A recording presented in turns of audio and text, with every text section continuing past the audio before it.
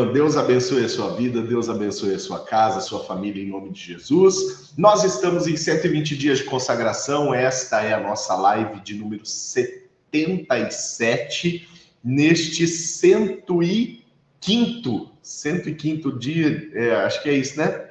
105º dia de consagração. 105º, agora falhou, hein? Eu acho que é sim. Amém. Louvado seja Deus pela sua vida, louvado seja Deus pela sua perseverança nesse propósito. Hoje é terça-feira, 20 de agosto de 2024. Nós estamos prosseguindo no nosso propósito de consagração. Toda terça a nossa live começa um pouquinho mais tarde, né, por conta do Liderando Bem. E além disso, nós estamos também gravados, né? Hoje você está assistindo uma live gravada pelo fato de que agora, neste horário, né?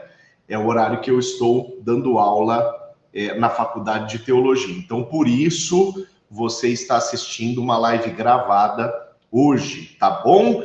Que bênção você estar aí com a gente, que maravilha a gente poder estar junto nesse momento, né? O único problema, a única tristeza é que não tem como a gente compartilhar aí do nosso momento de interação, né? Com os motivos de oração, com os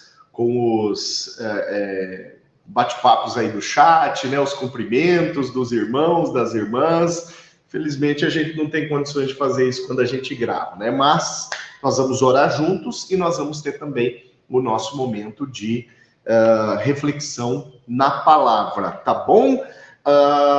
Aliás, não impede, né, o fato da gente estar gravado não impede que você coloque os seus motivos de oração aí no bate-papo, tá? Pode colocar os seus motivos de oração no bate-papo, e se porventura tiver algum motivo de oração que você conhece, de alguém que você conhece, quiser entrar em contato em seguida, orar com esse irmão, com essa irmã, faça isso, né? Se de repente você não conheceu, não tiver essa liberdade toda, não tem problema, ora pelo irmão, ora pela irmã, que colocar o seu motivo de oração aí, tá joia?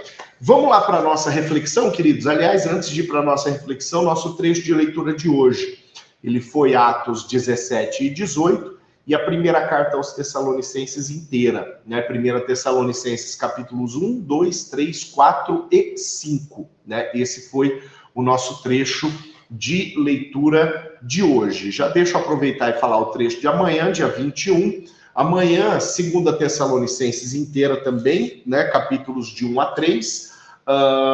Atos, capítulo 19. E 1 Coríntios, capítulos de 1 a 3, tá bom? Esses são os trechos de leitura de amanhã. Joia?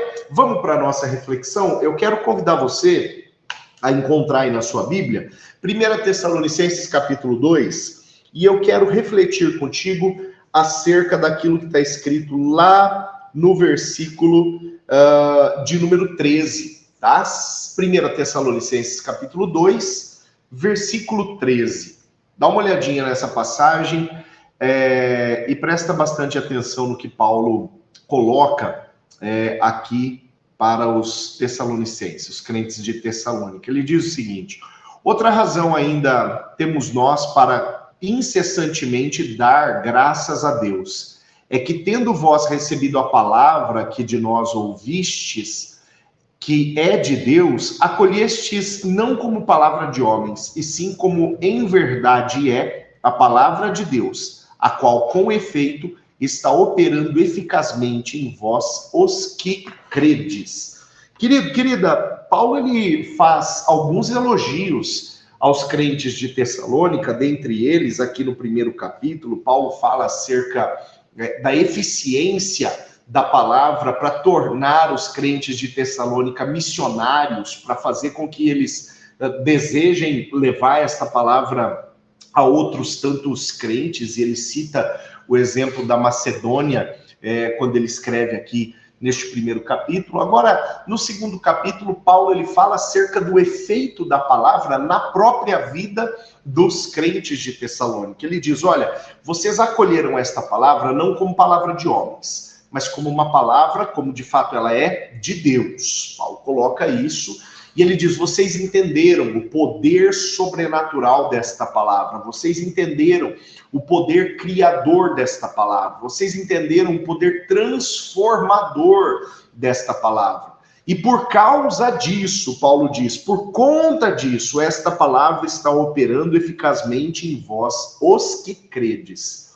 Paulo ele deixa claro que o fato de os tessalonicenses terem crido é determinante para a operação da palavra no meio deles, ou seja, para a geração de efeitos, para que os efeitos esperados da palavra de fato sejam cumpridos. Isso aqui é muito importante, querido, pelo seguinte, muitas pessoas nos nossos dias, elas querem primeiro o resultado, elas querem primeiro a bênção, primeiro o milagre, primeiro a resposta, para que depois elas possam dizer, agora eu creio, né? Primeiro vem a prova de fé, para depois vir a fé.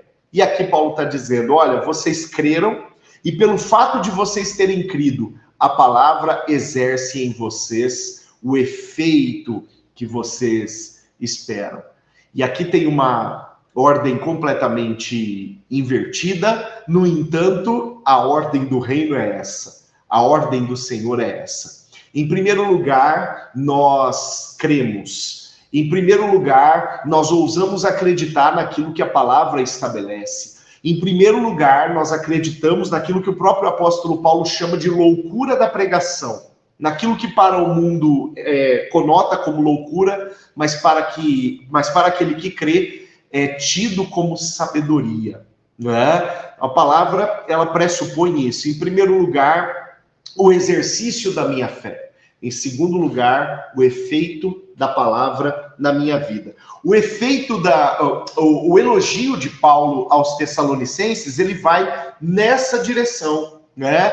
Quando ele diz, olha, vocês acreditaram na palavra que foi pregada para vocês. E por conta disso, por conta de acreditar, por conta de crer, vocês tiveram os efeitos desta palavra fluindo na vida de vocês. E aí a gente pode continuar a leitura, porque esta primeira verdade vai dar sentido a todos os versículos seguintes até o versículo 16. Olha o que a palavra diz.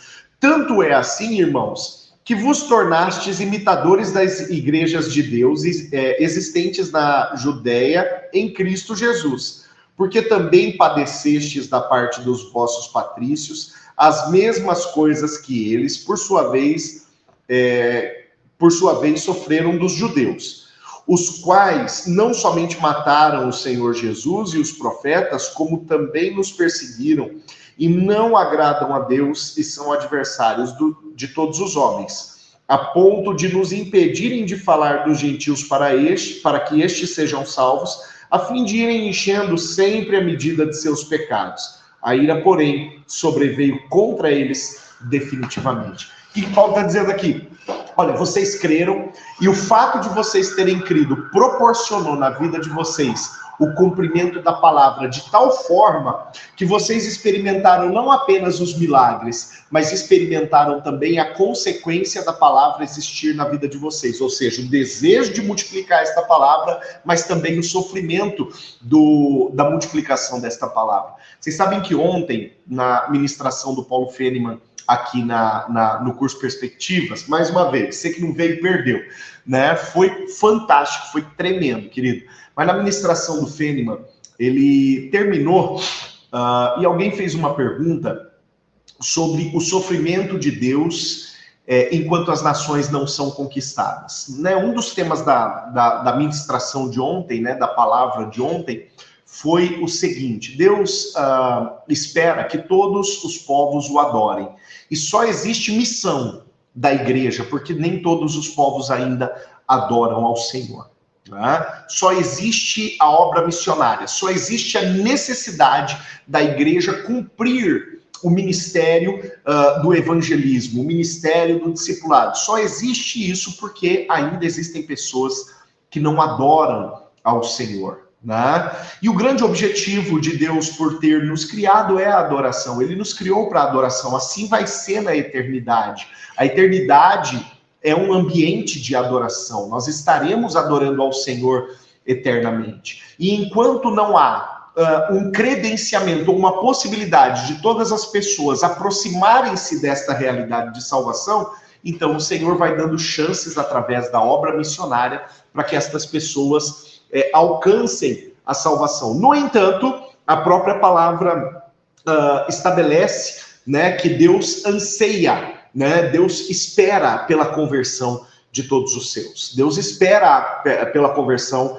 de todos os povos, pelo evangelho chegando em todos os povos. Se você pegar Atos dos Apóstolos, capítulo 3, ali no verso 19, no verso 20, a palavra vai dizer: convém que os céus contenham a Cristo Jesus até a restauração de todas as coisas. O que a palavra quer dizer com isso? A palavra quer dizer que até todas as coisas, até todos os povos, todos os lugares do mundo serem expostos à palavra de restauração, porque o instrumento de restauração de todas as coisas é a palavra, ou seja, até haver a exposição da palavra em todos os povos, em todos os lugares, em todos os cantos da terra, os céus vão conter Jesus. Né? Por isso há uma obra missionária, por isso a igreja precisa avançar. Né? E enquanto isso, essa expectativa de Deus de ser adorado por todos os povos, ela não é cumprida, ou de que todos os povos tenham a possibilidade de adorá-lo,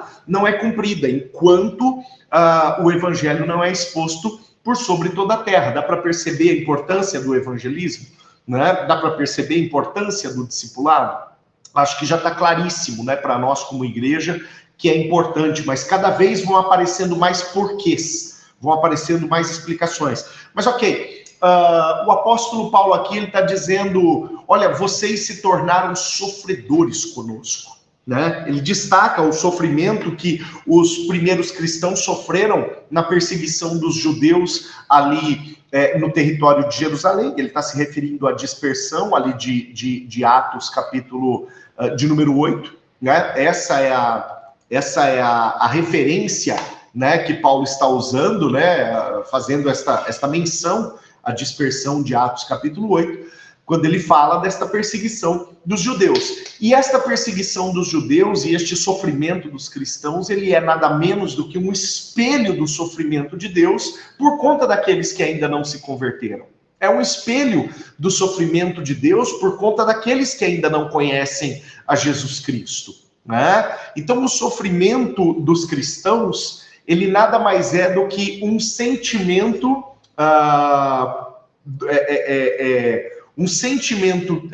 dos cristãos, de parte daquilo que Deus sente por conta daqueles que ainda não são salvos. Né? Há um sofrimento no coração de Deus. Há um sofrimento no coração do Senhor por aqueles que ainda não se renderam a Jesus. Né? Então, quando Paulo fala, olha, vocês se tornaram imitadores das igrejas que sofreram, né? Paulo está dizendo, olha, vocês entenderam porque vocês também sofreram, então vocês perceberam que Deus também sofre por conta de gente que ainda não se converteu, por conta de gente que ainda não conhece a Jesus, por conta de gente que ainda não rendeu a sua vida ao Cordeiro. Paulo, ele coloca esta observação aqui para os crentes de Tessalônica. O efeito da palavra na vida deles, então, que é colocado pelo apóstolo Paulo ali no versículo 13, não é apenas o efeito do milagre, não é apenas o efeito da bênção, não é apenas o efeito da vitória, né? E aquilo que a palavra pode proporcionar de agradável, de gostoso. Mas o outro efeito, o efeito da responsabilização por aquele que se perdeu, por aquele que ainda não é parte do corpo, o efeito da responsabilização por aquele que ainda não conhece Cristo, também acertou em cheio o coração dos tessalonicenses. Eu costumo dizer, e eu fecho com isso a nossa reflexão, eu costumo dizer que a salvação, ela tem duas características essenciais. A primeira delas é a graça. E a salvação, ela chega como uma graça recebida, um presente recebido da parte de Deus. Eu não mereço, mas pelo amor dele, ele derrama a salvação a partir do momento que eu devoto a minha vida a servi-lo e a adorá-lo. Então, a primeira manifestação da salvação é graça, mas a segunda manifestação da salvação é ministério, é responsabilidade. A salvação vem sobre minha vida para que eu dê de graça aquilo que eu recebi de graça, para que eu oferte a outro aquilo que o Senhor graciosamente derramou sobre a minha vida. A salvação também é uma responsabilidade. A salvação também é um ministério. É graça e é ministério. É presente e é responsabilidade. É para mim, mas é para fluir através de mim. E quando Paulo diz aqui no versículo 13, vocês vivem os efeitos da palavra, porque vocês creram na palavra, aqui Paulo está dizendo, vocês não foram seletivos com aquilo que vocês, com aquilo que vocês acreditaram. Vocês não foram seletivos acreditando ou dizendo acreditar apenas no benefício, mas vocês acreditaram inclusive no ministério. Aqui, querido, querida, separam-se os crentes dos incrédulos, porque muita gente fala de Deus, muita gente fala de Jesus. Nós olhamos para aquilo que diz respeito às estatísticas brasileiras e mais de 70% da população declara-se cristã. No entanto, declara-se cristã de meia fé, né? Muita gente, cristão de meia fé. O que é a meia fé, pastor? Bom, para começo de conversa, meia fé nem existe, né? Meia fé nem é fé, a fé é absoluta, ou ela é inteira ou ela não é nada. Mas os crentes de meia fé, suponhamos, né? Vamos supor que existisse alguma meia fé. Que meia fé é essa? É a fé apenas na graça, apenas na salvação, apenas na bênção, apenas no milagre, apenas nas coisas boas, apenas naquilo que é agradável, né? Na responsabilidade, não. Na necessidade de estar na casa do Senhor, não. Na necessidade, na obrigação de dizimar, de ofertar, de pregar o evangelho, de fazer discípulos, não. Na obrigação de exercer dons, não. Na obrigação de operar ministerialmente, não. Na obrigação de reproduzir o evangelho através dos meus atos e através das minhas palavras, não. Isso não. Esta parte não. A parte da obrigação, essa é para pastor. Essa é para líder, essa é para quem opera no ministério, essa é para a linha de frente da igreja, essa é para a turma que puxa o carro, essa é para quem fala bonito. A outra parte, essa você deixa para mim. Querido, não existe um cristão de meia fé, não existe um cristão com uma fé bipartida, né? Em que eu escolho uma parte, né? E a parte do benefício, a parte do milagre, a parte da vitória, a parte da salvação, e eu deixo a parte das responsabilidades de lado. Eu deixo a parte das renúncias de lado. Eu deixo a parte do dizer não ao pecado de lado. Deixo a parte da santificação de lado. Aliás, a primeira carta aos Tessalonicenses tem por assunto santificação um punhado de recomendações nesse aspecto, né? Então, não, o cristão da meia-fé, querido, querida, quantos hoje que se dizem cristãos acabam vivendo esta falsa perspectiva de uma meia-fé. E uma meia-fé, na verdade, é uma completa incredulidade. Aqui eu lanço mão de uma das falas de John Wesley em um sermão que se chama Um Quase Cristão. E ele diz assim, um quase cristão é alguém completamente perdido. E parafraseando então o titio Wesley, eu digo, uma meia-fé é uma completa incredulidade. Guarda isso no teu coração, querido. E não admita de forma alguma, de maneira nenhuma, de jeito nenhum, que a sugestão da tua alma te proponha viver qualquer coisa parecida com uma meia-fé.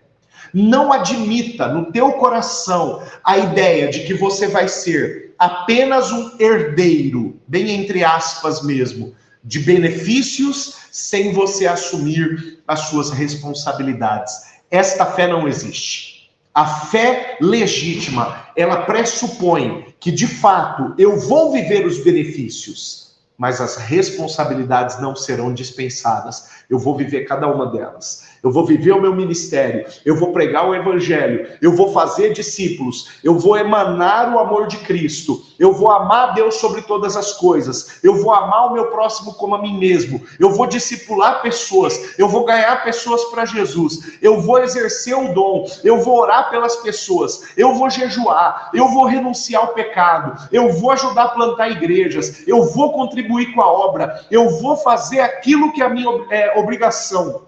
Eu vou cumprir aquilo que é o meu ministério, e por graça, por amor, e jamais por mérito meu, jamais por troca por aquilo que eu tenho feito, jamais por troca por quantas vezes eu vou na igreja, por quantas vezes eu vou na escola dominical, por quantas vezes eu vou na célula, por quantas vezes eu vou no liderando bem, jamais por isso. Por mera graça, eu recebo do Senhor os benefícios da salvação. Eu entendo a fé como a salvação derramada por graça, mas a salvação também fluindo como ministério. Esta é uma fé inteira. É desta fé que Paulo fala, quando ele, no versículo 13, diz para os Tessalonicenses que a palavra de Deus tem operado com efeito eficazmente entre eles os que creem, ou seja, aqueles que desenvolveram a fé de maneira correta, de maneira legítima. A fé na salvação,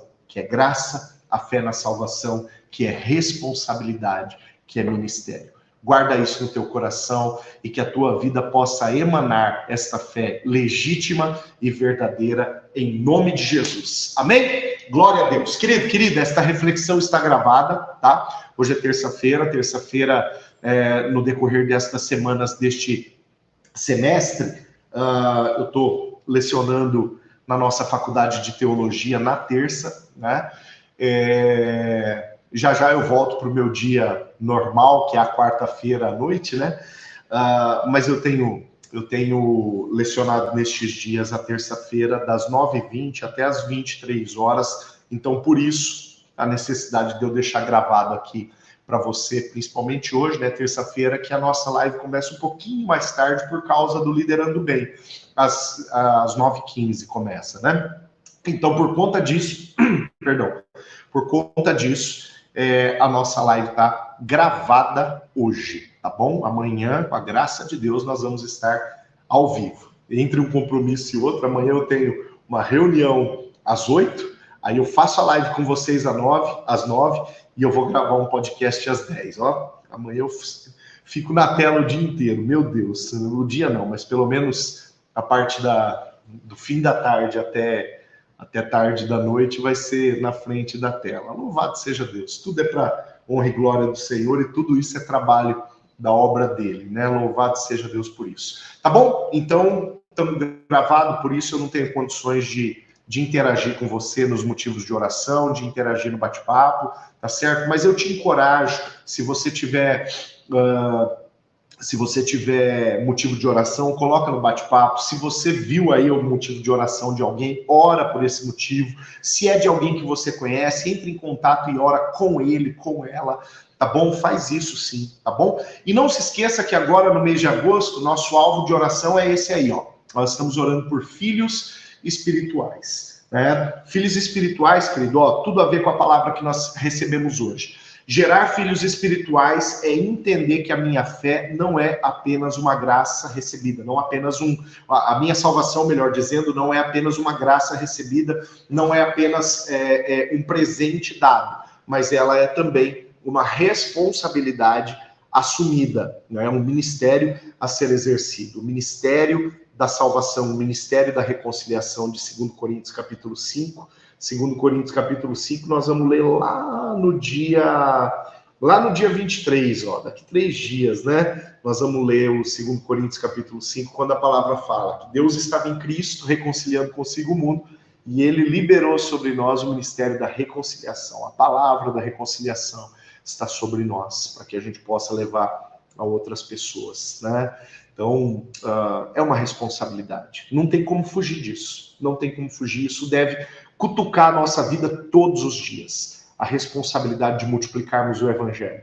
A responsabilidade de pregarmos. A responsabilidade de ensinarmos e testemunharmos. ela é tão importante quanto a manutenção da nossa salvação, porque sem ela, sem o cumprimento desta responsabilidade, definitivamente a gente não pode dizer que nós estamos andando no centro da vontade de Deus, e eu arrisco dizer que nós estamos colocando a nossa salvação em risco se nós não entendemos ela na sua inteireza, né, na sua completude.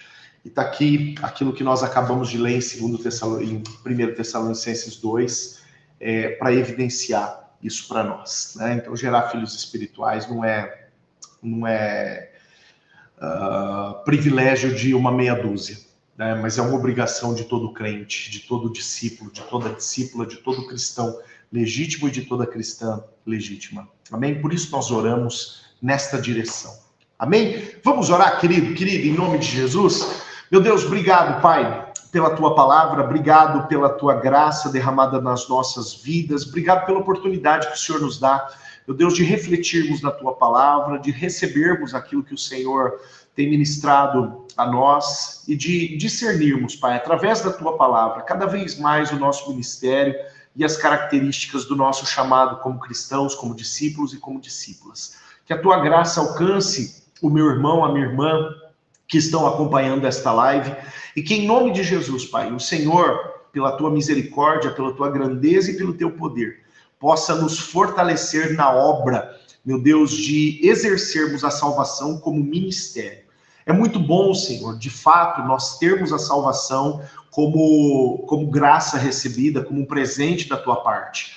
Mas, Senhor, quão tremendo é nós entendermos a salvação na sua completude e vivermos a salvação na sua completude, ou seja, multiplicando-a com aqueles que ainda não conhecem ao Senhor. Teu propósito é ser adorado por todos os povos, e o nosso propósito, teu propósito para nós, Senhor, é fazer com que todos os povos te adorem, é fazer com que haja possibilidade da palavra chegar àqueles aos quais ela ainda não chegou, ou fazer ela fazer efeitos na vida daqueles cujos quais ela já chegou, mas não fez ainda os devidos efeitos, Pai. Tanta gente que acha que é cristão bem perto da gente, bem próximo de nós, e que, no fundo, conforme os parâmetros da palavra, não são cristãos. Ajuda-nos, Deus, a levar a Tua palavra de salvação para esses que vivem neste engano, que acham que creem, que acham que vivem o Evangelho, mas que creem pela metade, Senhor. Que creem, que acreditam pela metade, que acreditam naquilo que diz respeito a benefício, mas pouco se responsabilizam. Deus, nos ajuda, Pai, nos ajuda a levar a Tua palavra completa àqueles que precisam ser completados por ela. Eu te louvo e te agradeço pelo privilégio que o Senhor nos dá de fazermos parte do que o Senhor está fazendo nesta terra, Senhor. Te louvo e te agradeço pelo privilégio que o Senhor nos dá de nós sermos participantes da pregação da Tua palavra, da pregação do Teu Evangelho, daquilo que pode levar vidas, meu Deus, para uma eternidade ao Teu lado.